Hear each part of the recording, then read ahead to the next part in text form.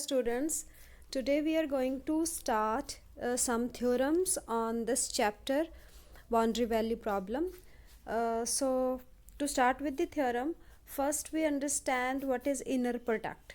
So inner product ਕੀ ਹੈ ਕਿ ਜਦੋਂ ਤੁਹਾਡੇ ਕੋਲ ਦੋ ਫੰਕਸ਼ਨਸ ਆ ux ਤੇ vx ਕੰਪਲੈਕਸ ਵੈਲਿਊਡ ਫੰਕਸ਼ਨ ਹੈ ਮੀਨਸ ਇਹ 'ਚ ਕੰਪਲੈਕਸ ਨੰਬਰਸ ਵੀ ਹੋ ਸਕਦੇ ਕੰਪਲੈਕਸ ਫੰਕਸ਼ਨ ਵੀ ਹੋ ਸਕਦੇ ਆ ਤਾਂ ਉਹਨਾਂ ਦੋਨੋਂ ਫੰਕਸ਼ਨ ਦੇ ਇਨਰ ਪ੍ਰੋਡਕਟ ਕੀ ਹੁੰਦਾ ਜਿਹਨੂੰ ਆਪਾਂ ਡਿਫਾਈਨ ਕਰਦੇ ਇਸ ਤਰੀਕੇ ਨਾਲ ਸਾਈਨ ਪਾ ਕੇ ਨਾ ਲੈਸ ਦੈਨ ਗ੍ਰੇਟਰ ਦੈਨ ਦਾ ਉਹਦੇ ਅੰਦਰ ਇਨਕਲੂਡ ਕਰਦੇ ux ਤੇ vx ਇਹ ਸਿੰਬਲ ਹੈ ਇਨਰ ਪ੍ਰੋਡਕਟ ਦਾ so inner product of ux and vx is integral 0 to 1 ux into conjugate of vx dx तो vx ਕੀ ਹੈ ਕੰਪਲੈਕਸ ਕੰਜੂਗੇਟ ਆਫ vx तो ਕੰਪਲੈਕਸ ਕੰਜੂਗੇਟ ਆਪਾਂ ਨੂੰ ਪਤਾ ਹੈ ਕਿ ਕੋਈ ਵੀ ਨੰਬਰ ਹੈ ਅਗਰ ਕੰਪਲੈਕਸ ਨੰਬਰ ਆ ਉਹਦੇ ਵਿੱਚ ਏਓਟਾ ਨੂੰ ਮਾਈਨਸ ਏਓਟਾ 'ਚ ਕਨਵਰਟ ਕਰ ਦਈਏ ਤਾਂ ਉਹਦਾ ਕੰਜੂਗੇਟ ਬਣ ਜਾਂਦਾ ਇਸੇ ਤਰੀਕੇ ਨਾਲ ਫੰਕਸ਼ਨ ਜਿਹੜਾ ਹੈ vx ਉਹਦਾ ਕੰਜੂਗੇਟ ਅਸੀਂ ਓਬਟੇਨ ਕਰ ਸਕਦੇ ਬਾਈ ਚੇਂਜਿੰਗ ਏਓਟਾ ਟੂ ਮਾਈਨਸ ਏਓਟਾ ਸੋ ਇਹਨਾਂ ਦੋਨਾਂ ਦੀ ਪ੍ਰੋਡਕਟ ਕਰਾਂਗੇ ux ਤੇ vx ਦੇ ਕੰਜੂਗੇਟ ਦੀ ਫਿਰ ਉਹਦਾ ਇੰਟੈਗਰਲ ਕਰਾਂਗੇ integral with respect to x ਤੇ ਉਹਦੀ ਲਿਮਿਟਸ 0 to 1 ਪੁੱਟ ਕਰ ਦਿੰਦੇ ਆ ਤੇ ਜੋ ਆਨਸਰ ਆਏਗਾ ਉਹਨੂੰ ਆਪਾਂ ਬੋਲਦੇ ਆ inner product of ux and vx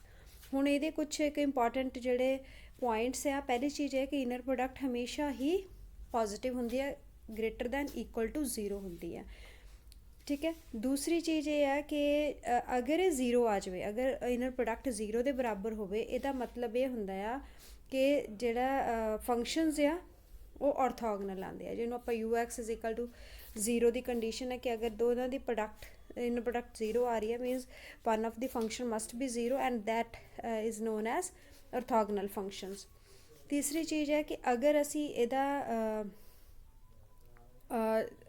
conjugate ਕਰ ਦਈਏ ਪੂਰੀ ਜਿਹੜੀ ਪ੍ਰੋਡਕਟ ਆ ਉਹਦਾ ਆਰਡਰ ਚੇਂਜ ਕਰਕੇ ਦੇਖੋ ਇਹਦੇ ਵਿੱਚ ux ਪਹਿਲਾਂ ਸੀ vx ਬਾਅਦ 'ਚ ਇਹ ਕਿਉਂ ਇਹਦਾ ਆਰਡਰ ਵੀ ਮੈਟਰ ਕਰਦਾ ਆ ਕਿਉਂਕਿ ਜਿਹੜਾ ਬਾਅਦ ਵਿੱਚ ਫੰਕਸ਼ਨ ਲਿਖਿਆ ਉਹਦਾ ਕੰਜੂਗੇਟ ਲਿਖਣਾ ਹੁੰਦਾ ਠੀਕ ਹੈ ਤੇ ਜੇ ਹੁਣ ਆਪਾਂ ਇਹਦਾ ਆਰਡਰ ਉਲਟ ਕਰ ਦਈਏ vx ਅੱਗੇ ਲਿਖਿਆ ux ਬਾਅਦ 'ਚ ਲਿਖਿਆ ਤਾਂ ਇਨਰ ਪ੍ਰੋਡਕਟ ਦਾ ਜੇ ਕੰਜੂਗੇਟ ਕਰ ਦਈਏ ਤਾਂ ਉਹਦੇ ਇਕੁਅਲ ਆਏਗਾ ਕਿਉਂਕਿ ਦੇਖੋ ਇਹਦਾ ਕੰਜੂਗੇਟ ਦੁਬਾਰਾ ਕਰਾਂਗੇ ਤਾਂ ਕੰਜੂਗੇਟ ਦਾ ਕੰਜੂਗੇਟ ਸੇਮ ਫੰਕਸ਼ਨ ਆ ਜਾਂਦਾ ਆ ਤੇ ਫਿਰ ux ਦਾ ਕੰਜੂਗੇਟ ਹੋ ਜਾਣਾ ਤੇ ux ਦਾ ਕੰਜੂਗੇਟ ਹੋ ਗਿਆ ਇਟ ਮੀਨਸ ਉਹ ਜਿਹੜਾ ਫੰਕਸ਼ਨ ਜਿਹੜਾ ਕੰਜੂਗੇਟ ਵਾਲਾ ਉਹ ਸੈਕਿੰਡ ਪਲੇਸ 'ਤੇ ਆਉਣਾ ਹੈ ਸੋ ਇਹਨੂੰ ਆਪਾਂ ਹੋਰ ਡਿਟੇਲ 'ਚ ਕਰਾਂਗੇ when we solve the theorems.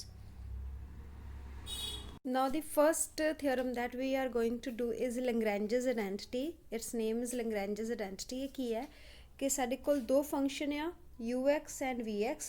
These are function with continuous second order derivative. ਇਹਨਾਂ ਦਾ second order ਤੱਕ derivative continuous ਆ ਇੰਟਰਵਲ ਸਾਨੂੰ 0 to 1 ਦਿੱਤਾ ਹੋਇਆ ਸੋ ਪ੍ਰੂਵ ਕੀ ਕਰਨਾ ਇਹਦੇ ਵਿੱਚ we have to prove that ਕਿ integral 0 to 1 l u into v minus u into l of v dx this integral is equal to minus px u dash x into vx minus ux into v dash x ਤੇ ਆ limits ਹੈ 0 to 1 ਇਹਦੇ 'ਚ ਪੁੱਟ ਕਰਾਂਗੇ ਤੇ ਇਹਦੇ ਬਰਾਬਰ ਆਏਗਾ this is what we have to show ਹੁਣ ਪਹਿਲੀ ਚੀਜ਼ ਜਿਹੜੀ ਇਹਦੇ 'ਚ ਯੂਜ਼ ਹੋ ਰਹੀ ਹੈ ਤੁਸੀਂ ਦੇਖੋ ਐਲ ਯੂ ਐਲ ਵੀ ਇਹ ਟਰਮਸ ਯੂਜ਼ ਹੋ ਰਹੀਆਂ ਨਾ ਤਾਂ ਇਹਦੇ ਲਈ ਸਾਡੇ ਕੋਲ ਇੱਕ ਰਿਜ਼ਲਟ ਜਿਹੜਾ ਆਪਾਂ ਜਦੋਂ ਡਿਫਾਈਨ ਕੀਤਾ ਸੀ ਨਾ boundary value problem Sturm Liouville boundary value problem ਉਹਦੇ ਵਿੱਚ ਅਸੀਂ ਇਹ ਆਪਰੇਟਰ ਐਲ ਲਿਖਿਆ ਸੀ ਇਹਦੀ ਵੈਲਿਊ ਕੀ ਹੁੰਦੀ ਹੈ ਐਲ ਵਾਈ ਹੁੰਦਾ ਹੈ minus p x into y dash whole ਦਾ derivative plus q x into Y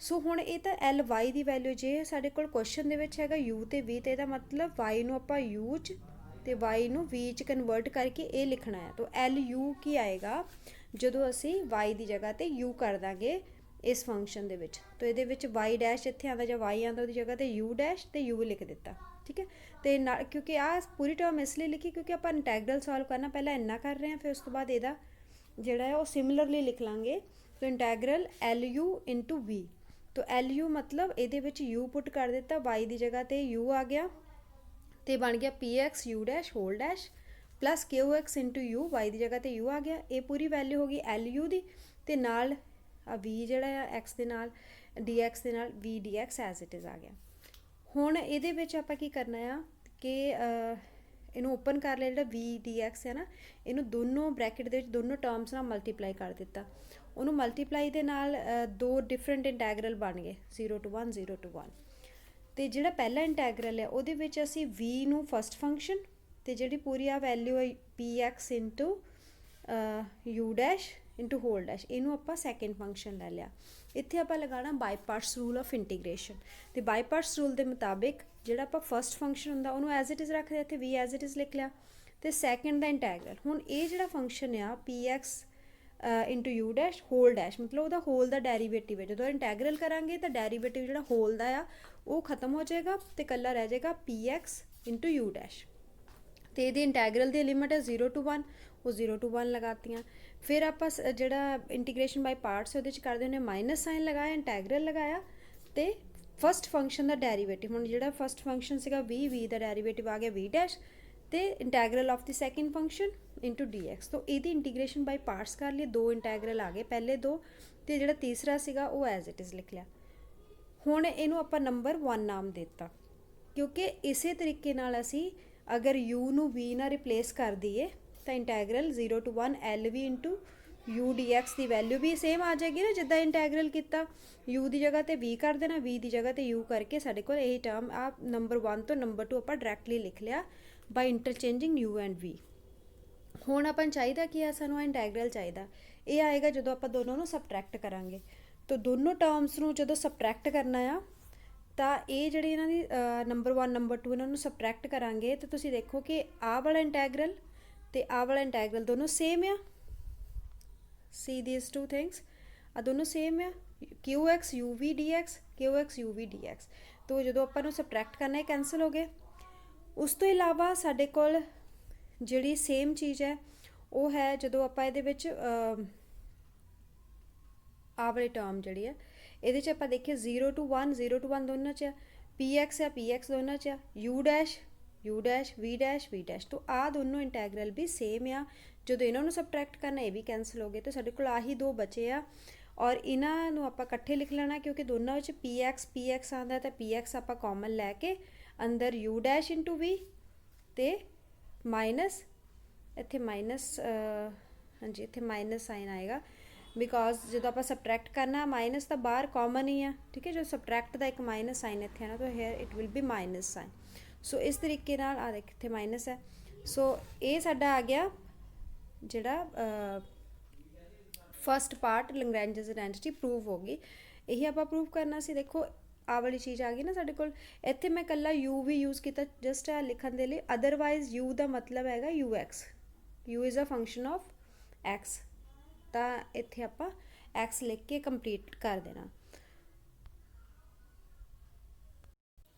ਨਾਓ ਸੀ ਦੀ ਫਸਟ ਕਰੋਲਰੀ ਹੇਅਰ। ਹੁਣ ਇਹ 'ਚ ਕਰੋਲਰੀ ਕੀ ਹੈ ਕਿ ux ਤੇ vx ਜਿਹੜੇ function C if they satisfy the boundary condition. Boundary condition ਸਾਨੂੰ ਪਤਾ ਆ ਕਿਹੜੀਆਂ ਹੁੰਦੀਆਂ ਸਟਰਮ ਲਿਓਵਿਲ ਬਾਉਂਡਰੀ ਵਾਲੀ ਪ੍ਰੋਬਲਮ ਦੇ ਲਈ, it is a1 y0 plus a2 y dash 0 is equal to 0 and b2 y1 plus b1 y1 plus b2 y dash 1 is equal to 0। ਇਹ boundary condition ਹੈ y ਦੇ ਲਈ, ਲੇਕਿਨ ਸਾਡੇ ਕੋਲ ਫੰਕਸ਼ਨ ਹੈਗਾ u ਤੇ v। ਇਹਦਾ ਮਤਲਬ u ਤੇ v ਆਪਾਂ ਇਹਦੇ ਵਿੱਚ y ਦੀ ਜਗ੍ਹਾ ਤੇ ਪੁੱਟ ਕਰਕੇ 2 ਦੀਆਂ 4 ਕੰਡੀਸ਼ਨਸ ਬਣ ਜਾਣੀਆਂ। ਪਹਿਲਾਂ ਇੱਕ ਵਾਰੀ u ਪੁੱਟ ਕਰੋਗੇ ਆ ਜਾਏਗਾ ਸਾਡੇ ਕੋਲ, ਠੀਕ ਹੈ, ਦੋਨੋਂ ਇਕੁਏਸ਼ਨ 'ਚ। ਫਿਰ ਆਪਾਂ y ਦੀ ਜਗ੍ਹਾ ਤੇ v ਪੁੱਟ ਕਰਾਂਗੇ ਤਾਂ ਆਹ ਕੰਡੀਸ਼ਨ ਬਣ ਜਾਏਗੀ। ਸੋ ਇਹ ਕਰੋਲਰੀ ਕੀ ਹੈ ਕਿ ਅਗਰ ਬਾਉਂਡਰੀ ਵੈਲਿਊ ਕੰਡੀਸ਼ਨ ਸੈਟਿਸਫਾਈ ਹੁੰਦੀ ਆ ਤਾਂ ਇਹ ਜਿਹੜਾ ਇੰਟੈਗਰਲ ਹੈ ਜਿਹਨੂੰ ਆਪਾਂ ਲੈਗਰੈਂਜਸ ਆਇਡੈਂਟੀਟੀ ਬੋਲਦੇ ਆ ਇਹ 0 ਬਣ ਜਾਂਦਾ ਹੈ। ਇਹ ਆਪਾਂ ਇਹ 'ਚ ਸ਼ੋਅ ਕਰਨਾ। ਤਾਂ ਉਹਦੇ ਲਈ ਸਾਡੇ ਕੋਲ 3 ਡਿਫਰੈਂਟ ਕੇਸਿਸ ਆ। ਉਹ ਕੇਸਿਸ ਕੀ ਆ ਕਿ ਜਿੱਦਾਂ ਹੁਣ ਇਹਦੇ ਵਿੱਚ ਜਿਹੜੀਆਂ ਆਪਾਂ ਦੇਖੀਆਂ ਕੰਡੀਸ਼ਨਸ ਜਿਹੜੀਆਂ ਆ ਨਾ ਬਾਉਂਡਰੀ ਕੰਡੀਸ਼ਨ, ਉਹਦੇ ਵਿੱਚ a1 a2 b1 b2 4 ਸਾਡੇ ਕੋਲ ਇਹ ਕੌਂਸਟੈਂਟ ਆਉਂਦੇ ਆ। ਚਾਰਾਂ ਦੇ ਵਿੱਚ ਚਾਰਾਂ ਦੀ ਵੈਲਿਊ ਆਪਾਂ ਦੇ ਚਾਰੋਂ ਇਕੱਠੇ ਤਾਂ 0 ਨਹੀਂ ਹੋ ਸਕਦੇ। ਆਪਾਂ ਲੈਂਦੇ ਹਾਂ ਕਿ ਪਹਿਲਾ 2 0 ਹੈ b2 ਤੇ a2, ਅਗਰ ਇਹ ਦੋਨੋਂ 0 ਹੈ ਫਸਟ ਕੇਸ ਅਗਰ ਲੈ ਲਈਏ, ਕਿਉਂਕਿ ਚਾਰੋਂ 0 ਹੋ ਗਏ ਤਾਂ ਫਿਰ boundary condition 0 is equal to 0 ਤਾਂ ਹਮੇਸ਼ਾ ਟਰੂ ਹੁੰਦੀ ਹੈ, ਉਹ ਤਾਂ ਕੋਈ ਗੱਲ ਨਹੀਂ ਹੈ, ਠੀਕ ਹੈ। ਤਾਂ ਇਸ ਕਰਕੇ ਪਹਿਲਾਂ 2 0 ਲੈ ਲਓ। ਅਗਰ a2 ਤੇ b2 0 ਹੈ ਫਿਰ ਇਹ ਕੰਡੀਸ਼ਨ ਇਹਦੇ 'ਚ ਪੁੱਟ ਕਰ ਦੇਣਾ ਜਿਹੜੀ ਆਪਾਂ ਲਿਖੀਆਂ ਹੋਈਆਂ a2 b2 0 ਆ 0 ਹੋ ਗਿਆ, ਅਤੇ ਸਾਡੇ ਕੋਲ ਸਿਰਫ ਆਹ ਟਰਮ ਬਚੀ ਜਿਹਦੇ ਵਿੱਚੋਂ u0 ਇਜ਼ 0 u1 ਇਜ਼ 0 ਆ ਗਿਆ। ਇਹਦੀ ਇਹ ਦੂਸਰੀ ਕੰਡੀਸ਼ਨ ਦੇ ਵਿੱਚ ਦੂਜੇ ਪਾਸੇ ਵੀ ਅਗਰ ਅਸੀਂ ਇੱਥੇ b2 a2 0 ਪੁੱਟ ਕਰ ਦਿੰਦੇ ਆ ਤਾਂ ਸਾਡੇ ਕੋਲ ਆ ਜਾਂਦਾ ਆ a1 v0 is equal to 0 b1 v1 is equal to 0। ਇਹਦੇ ਵਿੱਚੋਂ ਵੀ v0 ਤੇ v1 ਦੋਨੋਂ 0 ਆ ਜਾਂਦੇ ਕਿਉਂਕਿ a1 a2 0 ਨਹੀਂ ਹੈ, ਕਿਉਂਕਿ ਇਹ ਸਾਰੇ 0 ਹੋ ਗਏ ਤਾਂ ਸਾਡੀ ਕੰਡੀਸ਼ਨ ਹੀ ਐਲੀਮੀਨੇਟ ਹੋ ਜਾਣੀ ਆ। ਇਹ 0 ਨਹੀਂ ਹੈਗੇ, ਇਸ ਕਰਕੇ ਸਾਡੇ ਕੋਲ ਅਦਰ ਜਿਹੜੀ ਟਰਮ 0 ਹੋਏਗੀ। ਤਾਂ ਇਹ ਚਾਰ ਚੀਜ਼ਾਂ 0 ਹੋ ਗਈਆਂ, v0 0, v1 0, u0 0 and u1 0। ਇਹ ਚਾਰੋਂ ਕੰਡੀਸ਼ਨ ਅਸੀਂ ਪੁੱਟ ਕਰਨੀਆਂ ਕਾਹਦੇ 'ਚ, ਜਿਹੜੀ ਲੈਂਗਰੈਂਜਸ ਆਇਡੈਂਟਿਟੀ ਦਾ ਅਸੀਂ ਰਿਜ਼ਲਟ ਕੱਢਿਆ ਸੀ ਉਹਦੇ ਵਿੱਚ। ਜਦੋਂ ਆਪਾਂ 0 ਤੇ 1 ਪੁੱਟ ਕਰਦੇ ਤਾਂ ਆਹ ਚੀਜ਼ ਆ ਜਾਂਦੀ ਹੈ। ਕਿੱਦਾਂ ਹੈ, ਕਿਉਂਕਿ ਲੈਂਗਰੈਂਜਸ ਆਇਡੈਂਟਿਟੀ ਆਪਾਂ ਨੂੰ ਪਤਾ ਹੈ ਕਿ ਇਹ ਹੁੰਦੀ ਆ px u dash v minus u into v dash। ਅਤੇ ਆਹ 0 1 ਜਿਹੜੇ ਆ ਇਹਦੀਆਂ ਲਿਮਿਟਸ ਆ, ਮੀਨਸ ਪਹਿਲਾਂ ਆਪਾਂ 1 ਪੁੱਟ ਕਰਨਾ ਆ, ਜਦੋਂ ਆਪਾਂ ਇੱਥੇ x ਦੀ ਜਗ੍ਹਾ 'ਤੇ 1 ਪੁੱਟ ਕਰਾਂਗੇ ਤਾਂ ਸਾਡੇ ਕੋਲ ਆਹ ਚੀਜ਼ ਆ ਜਾਏਗੀ, ਮਾਈਨਸ ਫਿਰ ਆਪਾਂ 0 ਪੁੱਟ ਕਰਨਾ। ਹੁਣ ਇਹਦੇ ਵਿੱਚ ਦੇਖੋ ਜਿਹੜੀ ਪਹਿਲੀ ਚੀਜ਼ ਆ ਉਹਦੇ ਹਿਸਾਬ ਨਾਲ ਸਾਡੇ ਕੋਲ u ਵੀ 0 ਹੈ, u1 ਵੀ 0 ਹੈ, ਠੀਕ ਹੈ। u1 ਇੱਥੇ u1 ਇਹ 0 ਆ ਗਿਆ, 0 ਆ ਜਾਏਗਾ, v1 0 ਤਾਂ ਵੀ 0 ਹੋ ਗਿਆ, ਇੱਦਾਂ u0 ਅਤੇ v0 ਵੀ 0 ਹੀ ਆ, ਅਤੇ ਦੂਜੀ ਟਰਮ ਵੀ 0 ਬਣ ਗਈ। ਤਾਂ ਸਾਰਾ ਜਿਹੜਾ ਟੋਟਲ ਮਿਲਾ ਕੇ ਆਨਸਰ ਇਹਦਾ 0 ਆ ਗਿਆ ਫਸਟ ਕਰੋਲਰੀ ਜਿਹੜੀ ਆ ਕੇਸ 1 ਦੇ ਵਿੱਚ। ਹੁਣ ਆਪਾਂ ਦੇਖਦੇ ਹਾਂ ਨੈਕਸਟ ਸੈਕਿੰਡ ਕਰੋਲਰੀ। ਹੁਣ ਇਹਦੇ 'ਚ ਕੀ ਹੈ ਕਿ ਅਗਰ ਕੱਲਾ a2 0 ਹੋਵੇ, b2 0 ਨਾ ਹੋਵੇ, ਠੀਕ ਹੈ। ਅਗਰ a2 0 ਆ ਤਾਂ ਜਿਹੜੀ ਬਾਉਂਡਰੀ ਕੰਡੀਸ਼ਨ ਆ ਉਹਦੇ ਵਿੱਚ ਅਗਰ a2 0 ਪੁੱਟ ਕਰਦੇ ਸਾਡੇ ਕੋਲ ਆ ਜਾਏਗੀ ਪਹਿਲੀ condition a1 u0 is equal to 0, ਇਹਦੇ ਵਿੱਚ ਫਿਰ u0 0 ਆ ਗਿਆ। ਇੱਦਾਂ ਜਿਹੜੀ ਦੂਸਰੀ ਕੰਡੀਸ਼ਨ ਹੈ v ਵਾਲੀ, ਉਹਦੇ ਵਿੱਚ ਵੀ ਅਗਰ ਆਪਾਂ a2 0 ਪੁੱਟ ਕਰ ਦਈਏ ਤਾਂ ਸਾਡੇ ਕੋਲ v0 0 ਆ ਜਾਏਗਾ। ਦੋ ਚੀਜ਼ਾਂ ਆ ਗਈਆਂ। ਫਿਰ ਜਿਹੜੀ ਦੂਸਰੀ ਬਾਉਂਡਰੀ ਕੰਡੀਸ਼ਨ ਹੈ b1 b2 ਵਾਲੀ, ਉਹਦੇ ਵਿੱਚ ਆਪਾਂ ਕੁਛ ਨਹੀਂ ਪੁੱਟ ਕਰ ਸਕਦੇ ਕਿਉਂਕਿ ਉਹਦੀ ਸਾਨੂੰ ਦਿੱਤੀ ਨਹੀਂ ਹੋਈ ਵੈਲਿਊ, b2 ਜਿਹੜਾ ਹੈ ਉਹ 0 ਨਹੀਂ ਹੈ। ਫਿਰ ਆਪਾਂ ਕੀ ਕਰਨਾ, ਇੱਕ ਟਰਮ ਨੂੰ ਉੱਧਰ ਸ਼ਿਫਟ ਕਰ ਲੈਣਾ। ਜਿੱਦਾਂ ਹੁਣ ਇਹਦੇ ਵਿੱਚੋਂ b1 u1 ਉੱਧਰ ਸ਼ਿਫਟ ਕਰ ਲਿਆ ਅਤੇ b2 ਨਾਲ ਡਿਵਾਈਡ ਕਰਤਾ, ਸਾਡੇ ਕੋਲ u dash 1 ਦੀ ਵੈਲਿਊ ਆ ਗਈ। ਇਹਦੀ ਇਸ ਜਿਹੜੀ ਦੂਸਰੀ ਕੰਡੀਸ਼ਨ ਆ ਸੇਮ ਵੇ ਉਹਦੇ ਵਿੱਚ ਵੀ ਅਸੀਂ ਇਸੇ ਤਰੀਕੇ ਨਾਲ ਕਰਨਾ ਆ ਕਿ ਜਿਹੜੀ ਆਹ ਵੈਲਿਊ ਆ v1 ਉੱਧਰ ਸ਼ਿਫਟ ਕਰ ਦਿੱਤੀ, b1 v1 ਸ਼ਿਫਟ ਕਰਤਾ, ਫਿਰ b2 ਨਾਲ ਡਿਵਾਈਡ ਕਰਤਾ। ਇਹਦਾ ਮਤਲਬ ਜਿਹੜੀ b1 b2 ਵਾਲੀਆਂ ਦੋ ਕੰਡੀਸ਼ਨ ਸੀ ਉਹਦੇ ਵਿੱਚੋਂ ਅਸੀਂ u dash 1 ਅਤੇ v dash 1 ਦੀਆਂ ਵੈਲਿਊਜ਼ ਕੱਢ ਲੈਣੀਆਂ। ਇਹ ਵੈਲਿਊਜ਼ ਆਪਾਂ ਫਿਰ ਉਹਨਾਂ ਕੰਡੀਸ਼ਨ 'ਚ ਪੁੱਟ ਕਰਨੀਆਂ ਜਿਹੜੀਆਂ ਆਪਾਂ ਸੀਗੀਆਂ u dash v minus u into v dash 1 ਵਾਲੀ ਅਤੇ 0 ਵਾਲੀ ਦੇ ਵਿੱਚ। ਪਹਿਲਾਂ 1 ਵਾਲੀ 'ਚ ਆਪਾਂ ਪੁੱਟ ਕਰਕੇ ਦੇਖਦੇ ਹਾਂ ਕਿ ਸਾਡੇ ਕੋਲ u dash 1 ਦੀ ਵੈਲਿਊ ਜਿਹੜੀ ਸੀ ਉਹ ਪੁੱਟ ਕਰ ਦਿੱਤੀ, ਫਿਰ v dash 1 ਦੀ ਵੈਲਿਊ ਪੁੱਟ ਕਰ ਦਿੱਤੀ। ਆਪਾਂ ਦੇਖਿਆ ਪੁੱਟ ਕਰਨ ਤੋਂ ਬਾਅਦ ਇਹ ਦੋਨੋਂ ਤਾਂ ਸੇਮ ਆ ਗਏ, ਕੱਟ ਗਿਆ 0 ਆ ਗਿਆ। ਸਿਮਿਲਰਲੀ ਆਹ ਚੀਜ਼ ਜਿਹੜੀ ਹੈ ਤਾਂ 0 ਹੈ ਹੀ ਕਿਉਂਕਿ u0 0 ਹੈ ਅਤੇ v0 ਵੀ 0 ਹੈ ਤਾਂ ਆ ਵੀ 0 ਹੋ ਗਈ। ਦੋਨੋਂ ਚੀਜ਼ਾਂ 0 ਦਾ ਮਤਲਬ ਲੈਂਗਰੈਂਜਸ ਆਇਡੈਂਟਿਟੀ 0 ਆ ਗਈ ਕਿਉਂਕਿ ਲੈਂਗਰੈਂਜਸ ਆਇਡੈਂਟਿਟੀਜ਼ ਐਜ਼ ਵੀ ਹੈਵ ਸੀਨ ਸਾਡੇ ਕੋਲ ਇਹੀ ਆਉਂਦਾ ਆ ਕਿ u dash 1 into v dash 1 v1 minus u1 minus u1 into v dash 1। ਤਾਂ ਇਸ ਤਰੀਕੇ ਨਾਲ ਇਹੀ ਵੈਲਿਊ ਜਿਹੜੀਆਂ ਇੱਥੇ ਲਿਖੀਆਂ ਹੋਈਆਂ ਆਹੀ ਦੋ ਟਰਮ ਸਾਡੇ ਕੋਲ ਲੈਂਗਰੈਂਜਸ ਆਇਡੈਂਟਿਟੀ 'ਚ ਬਚਦੀਆਂ, ਨਾਲ px ਹੁੰਦਾ ਆ। ਅਗਰ ਇਹ ਦੋਨੋਂ 0 ਹੋ ਗਈਆਂ ਤਾਂ ਆਹ ਟਰਮ ਵੀ 0 ਆ ਜਾਏਗੀ। ਨਾਓ ਲੈਟ ਅਸ ਸੀ ਦੀ ਥਰਡ ਕੇਸ। ਥਰਡ ਕੇਸ ਕੀ ਹੈ, ਜਦੋਂ ਕੋਈ ਵੀ 0 ਨਾ ਹੋਵੇ, a2 ਵੀ 0 ਨਹੀਂ ਹੈ, b2 ਵੀ 0 ਨਹੀਂ ਹੈ, a1 b1 ਤਾਂ 0 ਪਹਿਲੇ ਹੀ ਨਹੀਂ ਸੀ। ਸੋ ਅਗਰ ਕੋਈ ਵੀ ਟਰਮ 0 ਨਹੀਂ ਹੈਗੀ ਫਿਰ ਕੀ ਹੋਏਗਾ, ਫਿਰ ਆਪਾਂ ਜਿਹੜੀ ਬਾਉਂਡਰੀ ਕੰਡੀਸ਼ਨ ਆ ਚਾਰੋਂ ਦੇ ਵਿੱਚੋਂ ਆਪਾਂ ਇੱਕ ਇੱਕ ਦੀ ਵੈਲਿਊ ਕੱਢ ਲੈਣੀ। ਚਾਰ ਬਾਉਂਡਰੀ ਕੰਡੀਸ਼ਨ ਹੈ ਨਾ, ਪਹਿਲੀ ਬਾਉਂਡਰੀ ਕੰਡੀਸ਼ਨ ਦੇ ਵਿੱਚੋਂ ਆਪਾਂ u dash 0 ਦੀ ਵੈਲਿਊ ਕੱਢ ਲੈਣੀ, ਦੂਸਰੇ ਦੇ ਵਿੱਚੋਂ v dash 0 ਦੀ ਵੈਲਿਊ, ਤੀਸਰੀ ਜਿਹੜੀ ਬਾਉਂਡਰੀ ਕੰਡੀਸ਼ਨ ਆ ਚਾਰੋਂ ਦੇ ਵਿੱਚੋਂ u ਵਾਲੀਆਂ ਦੋ ਹੈ ਨਾ, ਦੋਨਾਂ ਦੇ ਵਿੱਚੋਂ u dash 0 ਅਤੇ u1 0 ਦੀ ਵੈਲਿਊ।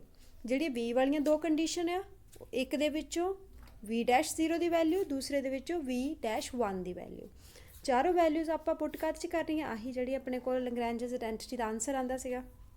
ਇਹਦੇ ਜਦੋਂ ਪੁੱਟ ਕਰਦੇ ਹਾਂ ਵੈਲਿਊਜ਼ ਜਿਹੜੇ ਵੀ ਡੈਰੀਵੇਟਿਵਸ ਦੀ ਵੈਲਿਊਜ਼ ਤਾਂ ਸਾਡੇ ਕੋਲ ਕੱਟ ਜਾਂਦਾ, 0 ਆ ਜਾਂਦਾ।